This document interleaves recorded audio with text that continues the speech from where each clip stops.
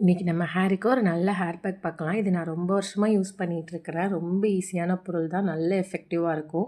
செம்பருத்தி இலை, செம்பருத்தி பூ, இதோட மருதாணி, கறிவேப்பிலை, ஆலோவேரா எடுத்துக்கலாம். மருதாணி ஆப்ஷனல் தான்.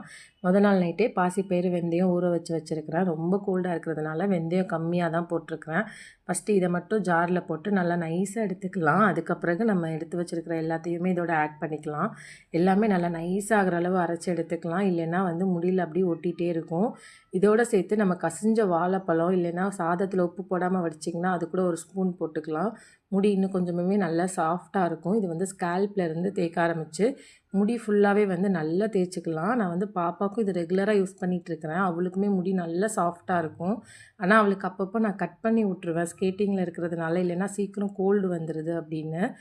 இது ஒரு 45 மினிட்ஸ் இல்லைனா ஒரு 1 ஹவர் வரைக்குமே ஊற வச்சுப்பேன். அவளுக்கு ஒரு 30 மினிட்ஸ்லேயே குளிக்க வச்சுட்டேன்.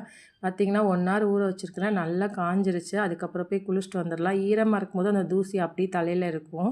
காஞ்சது பிறகு பாருங்கள், ஷாம்பு எதுவுமே போட வேண்டாம். வீக்லி ஒன்ஸ் மட்டும் இது போட்டால் போதும்.